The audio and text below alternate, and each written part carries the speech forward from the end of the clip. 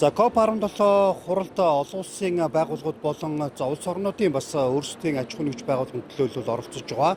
За үүнд оролцож байгаа Nature Conservancy олон улсын байгууллагын бас төлөөлөлтөд бид ярилцах чинь. Тэгэхээр энэ удаагийн COP17 хуралдаанд олон улсын байгууллагын хувьд ямар чиглэлээр үндсэн асуудлуудыг бас хөндөж ямар төслүүдэд та бүхэн бас танилцуулав.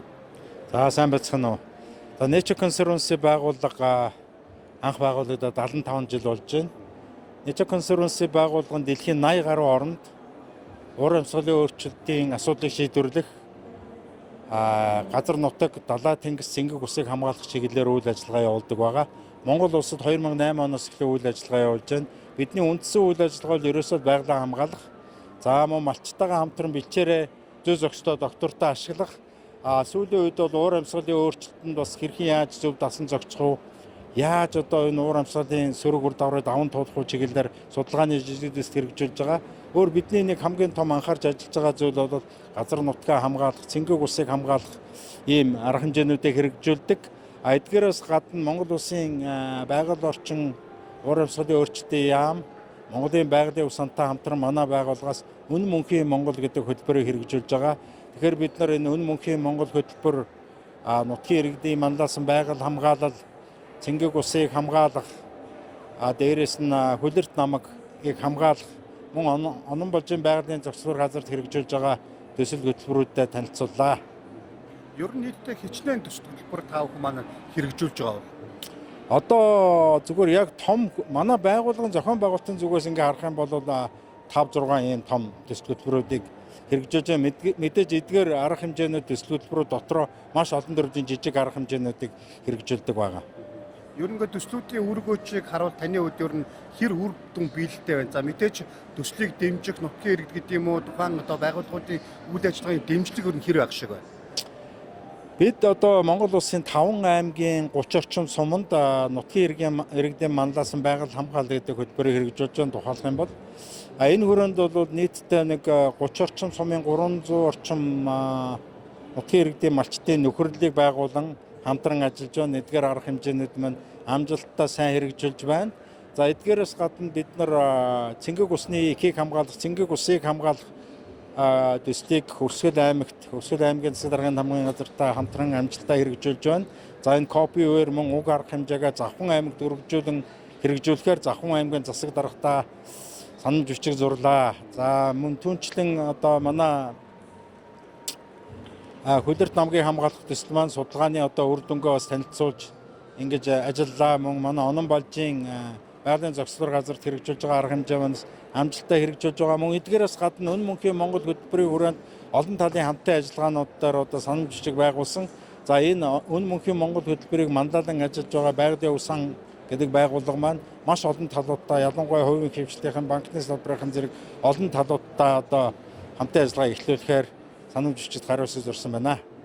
COP17 хурлыг ер нь таны хувьд ингээд 14 үргэлжилж байна. Тэгэхээр ер нь ингээд өөрийн хувь талаасаа дүгнэж явал ер нь зохион байгуулалт болон энд хилцэгдсэн асуудлууд ер нь ямар өргөөжийг ер нь авчирх гэж та юм харж байна.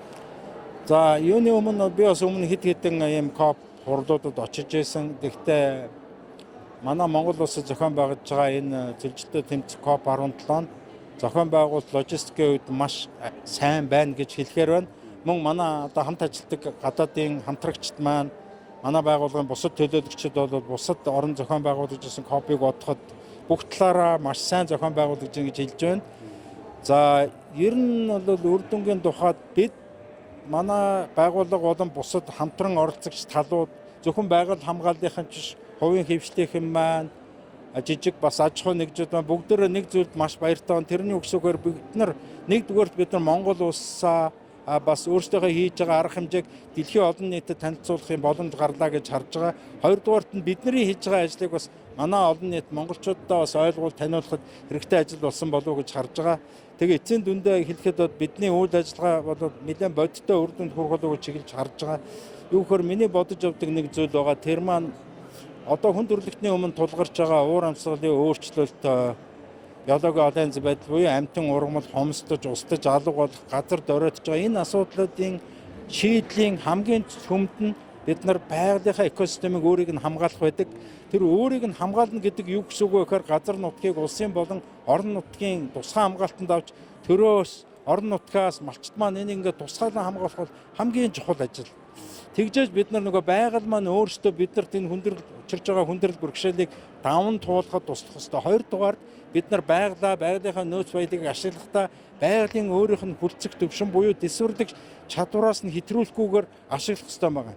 Хизээ бид энэ хүндрэлтэд тулгардаг гэхээр бид одоо тэр байгалийн өөрийнх нь одоо даах чадвараас хэтрүүлэн ашигласан тохиолдолд өнөөдөр бидний тулгараад байгаа том асуудал гарч байгаа ёстой. Тэгэхээр бид нар байгалаа ариг гамтаа зөв зохистой ашиглах ёстой.